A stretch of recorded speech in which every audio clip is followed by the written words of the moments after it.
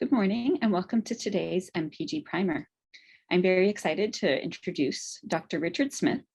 He completed a co-tutelle PhD in cerveau, cognition and comportement, or brain, cognition and behavior, which was a dual degree at the Sorbonne University in Paris and the biology department at University of Maryland.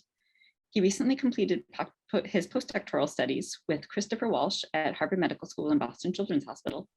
This past month, Richard has joined the Pharmacology department at Northwestern University at the Feinberg School of Medicine, where his lab will study the specialized function of ion channels and the development of the prenatal neocortex, as well as utilize modern genetic tools to develop translational insights to treat prenatal and early life ion channel diseases. We are very excited to have him here today for his talk, Role of Sodium Ions in Prenatal Brain Development and Disease. Thank you so much for joining us, Richard. Thank you, Sarah, for the introduction. And thank you all for waking up in the morning and the whole medical and population genetics community for being here for my primer. I'm very excited to tell you about my work over the last few years focused on the cellular and molecular mechanisms associated with ion channel dysfunction in the human cortex development as a member of the Walsh Laboratory as a postdoc, and now as I transition into independence in my own laboratory at Northwestern. The theme of today that I'll largely be discussing is newly identified and non-canonical functions of ion-conducting proteins in the prenatal neocortex and how this dysfunction is associated with disease, specifically diseases of the prenatal period, trying to demarcate between this before birth and after birth period. So an overarching theme of my research, beginning with my PhD, is really thinking about mechanisms that control excitability. And I put up this very simplified graphic or cartoon just to give you an idea of the type of ions that might be fluxing through a membrane or being permeated at any given time to control excitability or depolarization in the cell. I know traditionally, you think about a currency of the cell being an action potential, but really there's a lot of small nuances or ions that are flowing through a membrane at any given time through either voltage activation or various other forms of activating the pore.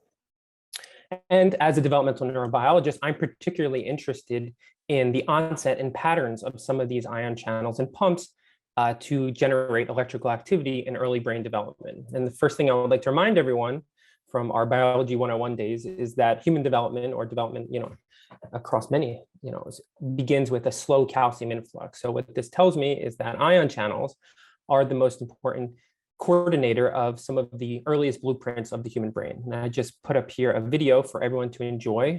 You'll see in red the calcium wave following fertilization. And what this is here is the slow block of polyspermy elicited by the release of calcium. And the video that you're watching is on the order of several minutes. And I just highlight that because when we think about calcium signaling or action potentials in the postnatal brain, those are usually signals that are on the order of milliseconds to seconds. And here we're talking about a lot of times in development signals that are prolonged in duration. Now, patterns of neuronal activity continue to develop in the early postnatal cortex with increasing complexity. This includes organized patterns of spontaneous activity in the developing retina, where you see intensity here color coding for the direction of calcium wave within retinal ganglion cells. And additionally, within the neocortex, we observe patterns of spontaneous activity, which propagates via gap junctions. And this type of highly correlated activity is thought to be important for guiding circuit formation. Now, over the last decade, or several decades, we've made great progress in understanding the relationship between sensory inputs and how excitation coming from the environment is able to shape circuits in the postnatal period, whether that be with eye opening or in the auditory system. However, we really have quite a gap in our knowledge in terms of the prenatal period and how neuronal activity is shaping these processes that are occurring during development. And so we know very little about how ion channels are contributing to the formation of circuits in the prenatal brain. In the period I'll be specifically discussing, and this is a human embryo in development, is after neural tube closure, and when we're really seeing the earliest, thinnest layers of the cerebral cortex forming or laminating during development. And I would say this is probably, we're going to be largely discussing after 10 weeks of gestation in human. Similarly, over the last 30 years, I would say the cortical development field has made remarkable progress in studying the cellular and molecular basis of neocortical brain development across several species, mammalia included. And what we know is that there is a wonderful orchestration or sequence of events that includes proliferation, neuronal migration, myelination, synaptogenesis, and even cell death. And one of the things I just want to highlight from this graph here, and I have an illustration of the human cortex, is that at a certain point, birth, we go from prenatal to postnatal, and we do see that some of these processes terminate in the prenatal period while some continue into the postnatal period. And only just give you that context to think about when we do study prenatal diseases, so some of these phenotypes can extend into the postnatal period and obviously result in phenotypes, and vice versa. Postnatal diseases, likely some of them have roots during the prenatal period. Now, the cellular basis of these processes are take place in several transient populations of cell types in the neocortex. And I put up this little cartoon illustration just to give you an idea of some of the cells we're talking about. Down here along the apical surface where the ventricle is, we have radioglial cells. We have other transient populations referred to as outer radioglial cells and intermediate progenitor cells, and then neurons as they migrate up these radiofibers, end up here in the cortical plate and laminate in an inside-out manner. Very simplified version of the many complex things that are happening during development, but these are what we'll say are main four cell types. Now, if there's a few takeaway points that I would hope most people have from the talk today, it's that during development, there are very few action potentials. And what I mean by that is that when we think about postnatal brain, the main currency or economy in the postnatal brain is action potential. So spiking and synaptic transmission and EPSCs that are elicited from these action potentials. And in the prenatal brain, we really don't have that same type of action potential propagation or the abundance of action potential. So we're really operating in a bit of a different neurophysiology economy, I like to say, in terms of how the cells are communicating and what they're using to communicate. And along that similar vein, we have to think about the diseases of the prenatal period as being susceptible to different processes. So when we think about epilepsy or ion channel diseases in the postnatal brain, usually it has to do with inhibitory excitation balance, and those are usually relying heavily on action potentials or interneuron hypotheses. And really, we don't have a lot of those that are occurring in the prenatal period. So you just have to change our mindset in terms of how we think about channelopathies of the postnatal period versus channelopathies of the prenatal period. And just to highlight that a tiny bit further, the one cell type I would like to, bring about here or point up is the outer radioglial cells. These are the green cells in this illustration. And these are a particularly important cell for the gyrification of the human cortex or higher species folding of the brain. And these radioglial cells are thought to be critical for many, many developmental processes, and they are dividing cells that are likely the root of several of our developmental malformation cases. Richard, I just want to interject a question that has arisen on the Q&A. And the question is there glutamate transport across the cell membrane at a relevant scale compared to other ions? Yes. Comparably to the postnatal brain, I don't know the ratio in which I would say it's 10% as much, but we certainly do have glutamate transport happening. And there is, a certain level. Yes. I don't know exactly how, what the ratio would be, but yes, we have transporters. And I can show you at the end, one of the things that I'll be studying is how these many transporters and ion channels kind of work together in the early brain but at a different level. Great, thank you. So just to kind of ground this idea of the human neocortex and some of the cell types that are in there that are unique to the mouse, this outer radioglial population, which is highlighted in green here, we have a mouse at embryonic day 13. So this is one of what I would say the earlier stages of lamination of the neocortex in the mouse. And here would be a human comparable date of gestation week 11.5. And what we can see at this time in development, that the outer are the proliferative zones of the outer and the radioglial cells are largely comparable, But what we see in the human brain is that by gestation week 17, we see this really large expansion of the outer subventricular zone area, which maintains these outer radioglial cells, and these cells are not present in mice. Now, these cells are critical for the expansion of the neocortex, and they help increase surface area, especially within association areas. And they also are thought to underlie the increased cell and circuit diversity, particularly increased projection patterns to the upper cortical layers. However, with this increased neocortical expansion, this has also provided us with increased susceptibilities to increasingly complex human neurodevelopmental diseases, and also has made modeling, animal modeling, very challenging, specifically with the mouse, which is a lissencephalic cortex. We see it's down here, it's very smooth, and it also lacks a lot of these cell types that we see in the mouse, in the human brain. This is, and I just showed this here to give you a primer to why we use the ferret in a later slide as a more complex system to show both gyri and sulci, so have a nice gyrification process, as well as an increased diversity of the cells. Now, when we think about textbooks and the genes that are critical to development of the human brain, our first thought is not necessarily ion channels. We normally go to growth factors or structural proteins, but today I'm going to tell you about a group of several individuals with developmental brain malformations resulting in dysfunctional ion channels or ion pumps. And the focus of my research, and kind of where I kind of moved our talk in today, would be ion channels and pumps that are involved in regulating sodium. SCN3A here is one of the primary voltage gated sodium channels, NAV 1.3. It's very similar to NAV 1.1 and 1.2. And similarly, a sodium potassium ATPase. And these individuals have malformations of cortical development that is cartoonized here, referred to as polymicrogyria. So many small folds of the brain. So I'll describe those families. Next, I want to highlight how we're able to use this model of ferret brain development to give us new insights that we're not able to generate using a mouse model due to the gyrified nature of the cortex.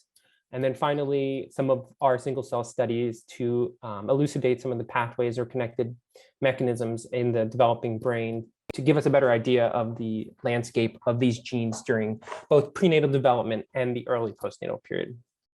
So as I briefly mentioned, one syndrome that affects gyrification or the process of generating gyri and sulci is polymicrogyria. And what that translates to is literally many small folds.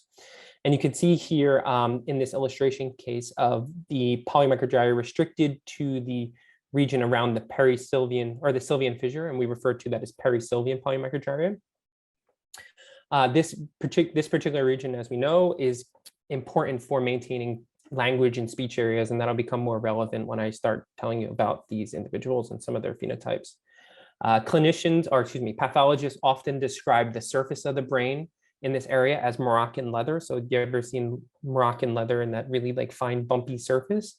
So instead of having these very nice folds, you see more of a texture of Moroccan leather in these individuals when you're doing the gross pathology. Now, I quickly also want to show everyone what polymicrogyria looks like on MRI, and then I will save you from looking at them the rest of the talk. So we'll all be neurologists for a couple of minutes here. On the right side, you can see the right side of this image, you see very clean gray-white boundaries where you have a nice demarcation of the white and gray matter, and it's very clean throughout the side of the brain. But this particular individual on the left side of the image, you can see how the gray and the white kind of start getting blurred together here. And this would be what I would describe as like a very classic example of a unilateral, so not bilateral, polymicrogyria, where this individual has this disorganized region of the brain, on one side restricted to the perisylvian area. So the individuals I'll be telling you about today across these two sodium regulating gene families all have this disease referred to as polymicrogyria, and they have various phenotypes or syndromes related to their clinical presentation. So really this study began in 2018 with two large multi-generational families. The first one up here is a Finnish family containing 4 affected pairs of siblings in 3 generations. I'm not going to delve into the phenotypes. Anyone interested can talk about afterwards. To my knowledge, this is the largest family described to date with polymicrogyria. And if you look, what I just want to mention is that there's various degrees of penetrance of the phenotypes. The second family down here, also multi-generational, has affected siblings with various degrees of penetrance. And all these individuals obviously have this syndrome of perisylvian polymicrogyria with some of these related deficits. So these would be our two main families with inherited cases of polymicrogyria. And then I will show you our de novo individuals. So here we have 4 de novo cases with various degrees of polymicrogyria. These also range from unilateral to bilateral and had much more variability or severity in phenotypic presentation. So the de novo individuals definitely were on the more variable and severe side of their presentation. However, importantly, what I would like to highlight from this whole, one of the things that we started thinking about a lot is that several of these individuals, including most especially on the inherited side, did not present with epilepsy or any form of epileptic or seizure type phenotypes, which is quite different than when a lot of these other sodium channelopathies that we know about in the field, specifically SCN1A and 2A, and among many others. Another fascinating it's worth also mentioning that all these individuals have mutations in the gene SCN3A and AV1.3. So this was, at the time, a novel gene association with malformations of development, and I will describe a little more about what we know about SCN3 on the next slide. One other very interesting feature of these individuals across all the cases was that they had various degrees of oral motor dysfunction or dysarthric speech, deficient tongue movements. And this, in a lot of ways, when we were reading the literature, just had a very similar presentation to FOXP2 or Worcester drought, some of these other diseases that affect language production. And we thought, and this was a particularly interesting thing from the perspective of evolution and this novel genotype-phenotype association, when we begin to think about this mutation or this gene as being more of a syndrome than just resulting in an epilepsy, because we do not see the epilepsy associated with in these individuals. So the human genetics were quite strong for this set of individuals across the 2 inherited cases and then de novos. But we really wanted to figure out the pathological basis and begin to build out our hypothesis for exactly how our individuals were unique from what we knew previously.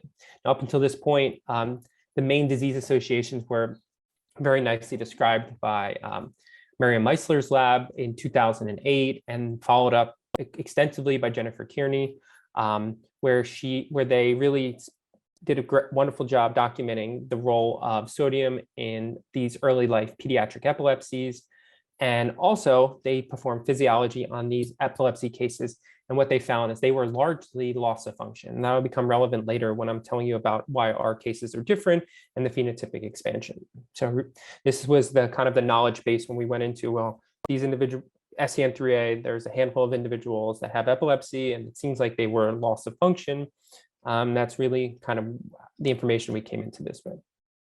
So to better understand our variants, we wanted to map these to see how they might predict altered channel function. And I just quickly here will show you the topology of SCN3A. So SCN3A and SCN2A and 1A are, like I said, are remarkably similar. They're all enriched to the brain. They all maintain 4 domains with 6 segments each. The different segments have various degrees of importance depending, or function depending upon which amino acid. The more common name that we see is NAV1.3 for a neurobiologist. And our mutations are distributed at various points along this topology here that we think are important. And I just briefly want to put this into context with some of the other sodium channel variants that we know. This would be SCN1A and related diseases, SCN2A, and then our SCN3A, and map them here to give you a visualization of kind of what we know about other sodium channel genes and ours, and if there's any information to be gleaned. And really, it's quite challenging to say that we can extrapolate from one sodium channel disease to the other, and if that can provide us information. But I think we're moving closer and closer to that. And also at this point, I would just highlight, since we're talking at the Broad today, colleagues there have really done a really great job with the SCN portal to begin to kind of put these into context and elaborate how variants, specifically, the focus can be mapped between these two genes, and can they predict pathogenicity? And I think they did a wonderful job also making it viewable for patients or advocacy groups to kind of understand more about how different variants are contributing to maybe their specific child or the gene. Okay, so everything here we're talking about is predictive in nature. It's all, where we were describing new alleles, and what we really wanted to know is how is our alleles different? If they could be pathogenic, gain of function, loss of function, and we really wanted to button that down. So the first thing we do to do that is perform electrophysiology. We can use a heterologous expression system, specifically HEK293, and we're able to express our protein within these heterologous cells and perform patch clamp on them. I will grossly oversimplify sodium channels to 3 states, and that's open, which means the sodium ions can come through; closed, inactive, where the ball comes into the end of the pore and doesn't let sodium flux through; and then finally the closed state, which is also doesn't allow sodium to permeate, but via a different mechanism. Now, just for simplicity purposes, I'm going to put up 3 short electrophysiology slides, and I hope that, everyone can appreciate that, you don't have to be an electrophysiologist to notice that there's quite a big difference. So here would be SCN3A, normal. So we see inward sodium currents. This would be under a voltage clamp configuration where we're putting in negative or various voltage steps to elicit a voltage-gated sodium response. And this is our large multi-generational Finnish family. And what you can see is that the currents are less in height, but they have a much larger area underneath the curve here to provide a more prolonged sodium influx into the cells. Similarly, if you look at these I875Ts, we see the same thing, where after the peak, you see a large amount of sodium current that still remains in these cells. And what we describe this to be would be gain of function, in the sense that there is more sodium fluxing into the cell in these variants associated with malformations of development. And this is different than those previous slides I showed you, where it was a loss of function for the epilepsy in SCN3A. Now, while we had limited information about sodium channels, there has been quite extensive literature associated with GRIN, NMDA receptor, glutamate receptor genes, and these have also actually been described to be gain of function as well. And gain of function in the sense that they are able to conduct more cations into the cell when they are when there's a mutation that can result in a malformations of cortical development. So we realized we were on the right track. It was kind of fitting the hypothesis that more ion flux into the cell was likely resulting in these malformations of cortical development. Similarly, since Ethan Goldberg's group, at Penn, they did a really great job more recently, kind of building, a cohort of patients, and they have 22 patients with SCN3A variants, and they went through and characterized, several of these individuals, and these conclusions largely hold up in the sense that our gain of function variants that result in malformations of development.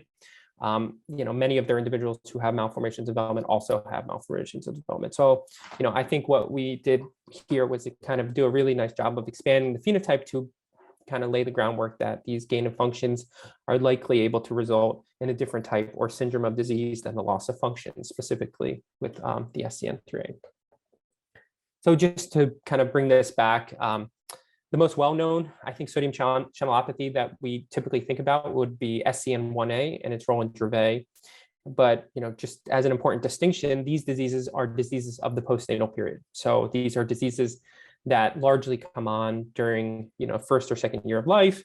And, they, in general, do not have malformations of brain cortex development. Also, several of these hypotheses are rooted around loss of function epilepsies. Now, I say several. This is, there obviously are gain of function examples, but most of these also do not have malformations of development. So the next logical question is we wanted to sit and think about is, why do these SCN3A individuals with malformations look so different than the highly described SCN1A, which has now thousands of cases and very few, or maybe there's only a handful of malformations described associated with SCN1A. So the first experiment we wanted to perform was just literally to take a look at the fetal brain and expression patterns. I think this is quite a nice visualization of how we see temporal patterns of ion channels changing. This is obviously sodium channels, but later I'll show you a slide where we see NAV 1.3 with this really hot RNA signal during the prenatal period, and then it really tapers off into the postnatal period. And likewise, or conversely, NAV 1.1, which we don't see associated with malformations, but typically does have an onset in the first years of life associated with Dravet, we see the expression pattern increase afterwards. So this SCN and 3A time expression profile seems to fit with the phenotypic timelines that we've observed in the literature. So just to zoom in a bit further, this is bulk transcriptome here. We just wanted a very gross perspective of the tissue in the neocortex. We wanted to zoom in to do single cell, to evaluate our cell types specific that are important to the developing neocortex. And what we wanted to look at was radioglial cells and intermediate progenitor cells. And what we were able to see is that this SCN3A is remarkably high within both our dividing cell types as well as our postmitotic neurons that are migrating. This would be single cell profiling from a fetal cortex at 15 weeks gestation. And this just continues to lend further support that our SCN3A is enriched within the cell types that we believe to be important for development of the neocortex. So we performed the single cell profiling, but how does the actual tissue look? Oh, just to reiterate, the cell population here, these radioglial cells are the ones that I was telling you are critical for the expansion of the neocortex, specifically in comparison to lissencephalic species such as mice. So how does the tissue actually look? Once again, this is human fetal cortex from, I think this is a 19-week gestation embryonic cortex. And what we see is our SCN3A signal very nicely enriched out here in the outer layers. And then we also have signals in the SVZ and BZ. This is performed using RNA-scope and just giving us a visualization. And when we look at the neonatal or the postnatal cortex, specifically comparing to 1A, 2A, we see that 3A is very quiet in this postnatal period. So this largely fits with kind of what we were thinking from our RNA studies, that the SCN3A is very highly expressed in development, and the 1A and 2A are quite low during this period. Because we had opportunity to have access to this tissue, we also wanted to perform patch clamp from neurons that had SCN3A or cells that were here. And one of the things that I would say, was surprising and not surprising, but a takeaway from this was that a lot of these cells that are in the migration phase or even in the cortex at this period, many of them don't have action potential. So we have non-regenerative sodium fluxes. We have small sodium currents on the order of 200 picoamps, or so really the type of sodium signals or fluxes that we're seeing in the embryonic brain or the human, specifically in the human neurons, is quite different than every patch clamp study I ever performed previous to this, where we see very nice, beautiful sodium currents and characterize them. But as we are working with this fetal tissue, it is quite limiting. We can only do so much. So what we really wanted to do was build into a model of cortical development to better understand these phenotypes. And for this, we turn to the ferret. So the ferret is a wonderful model of human brain development for a lot of reasons. In addition to having the folded cortex, it also has a very protracted timeline of development. So you can see here, we see the ferret and its gyri and sulci. This is an illustration with, I think this is Nieselstein. And what we also know, in addition to these folds, is that the ferret maintains these populations of outer radioglial cells at a much higher density and similarity to human neocortex. So this is a much stronger platform for us modeling neocortical diseases than the highly compact mouse cortex. And the mouse is often thought of as a prey, and their head has kind of evolved to get into small spaces. So they really didn't have an incentive to kind of grow into these larger gyrified cortex. So the ferret really represents a nice model for studying this. Another key advantage that I mentioned is the prolonged timeline of ferret development. So when ferrets are born, they actually still have a smooth brain. Their brain is probably more similar in size to a postnatal day 14 mouse. And then eventually during the postnatal period, you see these folds start to form. But what that allows us is the ability to insert genes at very early stages of development or neocortical development. So we can have access to what we think is a similar period in humans to 12 weeks of gestation. And we can insert these genes in utero during an in utero surgery by visualizing the uterus. You can get the embryo and then you put your needle in and then you electroporate your genes of interest to study. So this gives us a very robust model to evaluate phenotypes resulting or any gene that's maybe involved in the folding or processes of more complex gyrification. So as I mentioned, we perform these injections. We're going to model our human disease variants in sodium channels. And the first time that we do this is if we do an injection at embryonic day 32, we let the animal, the mother, the Jill, deliver at postnatal day 0, and then we evaluate the tissue at postnatal day 0. Here you can see what we describe as our control scenario, where if you electroporate at embryonic day 32 and wait till P0, the ventricular zone is down here, so the plasmid's here. It gets electroporated into the ventricular zone, and then they migrate up here to the cortical plate. And usually 10 days is enough time for all the cells to make their way up into the cortical plate. When we do this experiment with our variant, however, we see that we get a lot of cells stalled here down in the SVZ or the VZ, and we don't see this nice clean lamination of the cortical plate. I'll also add that this, what I'm putting here is control. We have another control, but this is actually an overexpression of a sodium channel. So it's not just a sham, it's actually putting in a protein into these cells. And you can see that in general, most of the cells make their way to their final position. And this would be the patient variant from that large Finnish family. We can evaluate this and we see that with our patient variant, we have a much higher population of cells that are stalled at these early layers of the neocortical, in the neocortical lamination. We perform, staining, and what we concluded was that these were post-mitotic and they were generating these heterotopias that I'm going to show you right now. The next experiment was do the same injection, but wait until the animal has a fully formed gyri and sulci. And what we are really surprised to find is that these animals generated a atypical gyrification pattern. So you can see here what a typical gyri and sulci pattern looks like. And then on this one is just a representative of the type of disorganization that we see in the electroporated side of the brain. If we look at these tissues also, we see that there's stalled heterotopias along the ventricular surface, all these little black dots through here that are on the electroporated side of the brain. And you can see on the non-electroporated side of the brain, we do not get these types of stalled heterotopias. And in our sodium channel wild type and vector scenarios, we do not get the same type of stalled heterotopia. So it certainly seems like our pathogenic sodium channel variants are resulting in migration deficits in these ferret models and can result in a gyrification deficit. So we also just quickly show here, we have stalled clusters of cells that we believe to be both generating a non-cell autonomous effect. And this is something we're following up on extensively in the lab.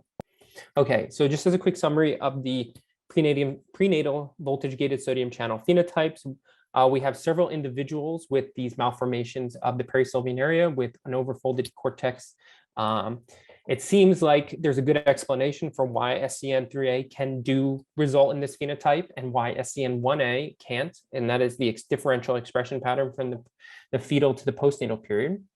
When we look at the cell types in the fetal brain, we see that the right types of cells, which includes these outer radioglial cells and the neurons, have a high expression of NAV 1.3, and similarly do not have much of an expression of NAV 1.1. And finally, from our patch clamp studies, we concluded that our variants are letting more sodium into the cell. So this is what we would describe as gain of function, in a sense that we seem to be getting more sodium charge into the cell, and that's quite different than loss of function from the epilepsy perspective on the other variants, where either there was problems, with the protein getting to the plasma membrane, or the channels aren't functioning to the same level. Okay, so at this point, we had voltage-gated sodium channels. They're fluxing sodium into the cell, and it really begs the question: is this a sodium-specific effect, or is this something that can be broadly classified across dysregulation of sodium to result in phenotypes? And we know that sodium is regulated by many transporters and pumps. And so the question was, is there any other embryonically enriched genes which can regulate sodium that are capable of generating malformations when mutated? And I think, one of the critical genes, or one of the critical proteins for maintaining sodium levels within the cell, is the sodium potassium ATPase, the alpha, specifically here, the alpha 3 subunit. There's other ATP1A2 and ATP1A1. And in this particular scenario, we see that sodium is pumped out of the cells following ATP hydrolysis. So what we know is that in a normal functioning pump, its job is to remove sodium, specifically excess sodium, from inside the cell. And I'm going to just briefly go through these. I'm not going to go too in depth on these individuals, but we're able to identify several individuals who have malformations of cortical development with polymicrogyria, both in the perisylvian cortex. And these individuals also have various degrees of phenotypic penetrance.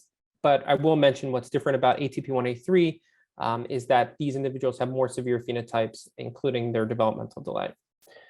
Some brief background on these individuals is that, on this pump, is that it has 10 transmembrane subunits, and the ATP1A3 is complemented by the beta and gamma subunits, which are able to work together to generate the catalysis to move the sodium out of the cells. Now, ATP1A3 has been associated with several diseases, but I just want to highlight that our mutations were in this particular transmembrane region from 9 to 10. And we were really excited to see them all enriched to one area, because it would describe maybe why our specific phenotypes were unique to other ATP1A3 related diseases.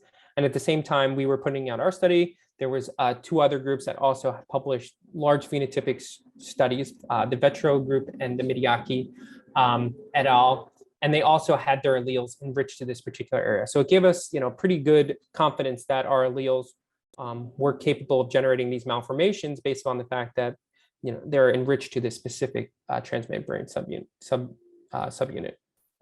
However, like I mentioned, ATP1A3 is associated with a wide range of diseases. I mean, it's rapid onset dystonia Parkinsonism, childhood onset schizophrenia, alternating hemiplegia of childhood, early life epilepsies, and now at the bottom, which I would describe as the most severe, would be malformations of cortical development. So, and these all are largely in their order of onset. So this would be the earliest presentation, and these ones happen, rapid onset dystonia Parkinsonism happens 18 or later. So this gives you kind of a more longer view of how ATP1A3 can result in different phenotypes from early life to later.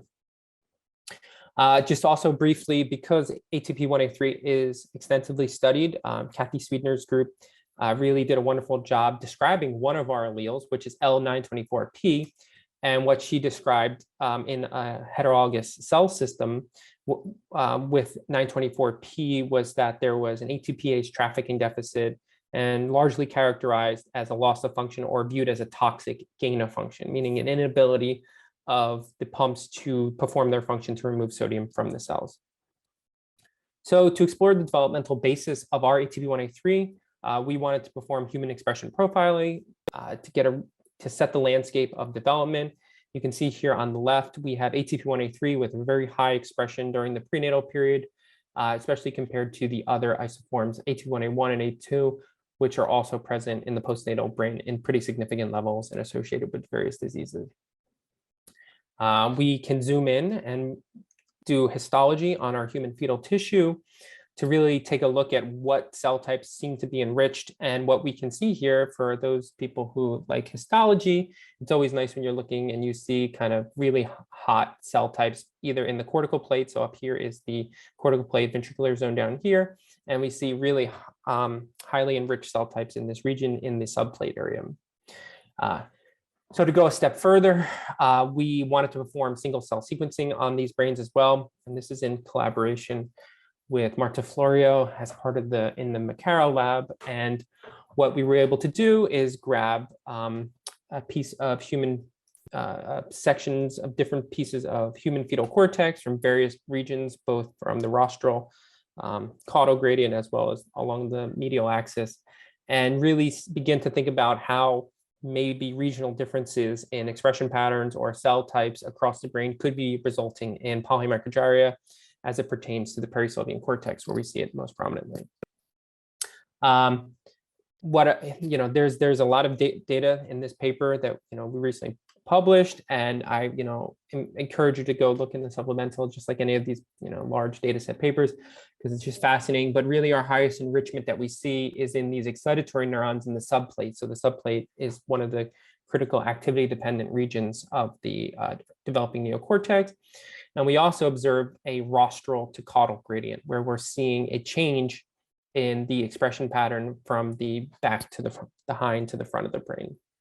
I think there's a lot of interesting implications of this when we think about forebrain development and some of these childhood onset schizophrenias and how they all might be interconnected. I also would be remiss if I didn't show you ATP183 in the fetal cerebellum. So this would be 20 weeks gestation. We know that ATP183 is associated with these very severe alternating hemiplegia of childhoods, and we see that it is highly enriched to the Purkinje cell layer, and this is calbindin staining in green through here. So I just wanted to give you a landscape of the fetal brain and how ATP183 is maybe differentially expressed and the types of cells that we see in them. Similarly, since ATP183 was so highly associated with postnatal diseases, we also wanted to perform profiling on an infant or early neonate neocortex. And what we were able to identify are various cell types that really showed quite a high, robust expression of ATP183. And that includes right here, various types of interneurons derived from the various, the caudal or the medial eminence. And, the expression is quite high when you compare it to the excitatory neurons. We validated in the tissue just to, go a step further to show how high the expression is comparably to neighboring cells. And when we performed the GO analysis, we saw that they were actually enriched. They had differential enrichment to ATP183 had differential enrichment to various compartments, but importantly, also had a differential selectivity of the subunits. Excitatory neurons chose beta subunit, and inhibitory neurons chose beta 2. And I think that's important when you're thinking about the nuance of how one may contribute to a different disease in inhibitory neurons versus excitatory neurons. I didn't really go too deep into which cells are the most highly enriched, but I just wanted to point out that the cells that were most abundantly expressing ATP1A3 were also the ones that we associate with some of the highest activity patterns in the brain. We know Purkinje cells have this amazing burst firing pattern. We know subplate cells in the human fetal cortex also do these burst patterns. And parvalbumin cells, have these remarkable firing properties of 100 plus hertz spiking. So I think it's worth thinking about this from the context of how these cells are relying on physiology, and then how the breakdown specifically within these cells that require this high metabolic or neurophysiology load could be resulting in a type of disease. Also, fetal neurons, as I mentioned previously, lack active potential. So how does this kind of begin to meld together is something we're spending a lot of time thinking about.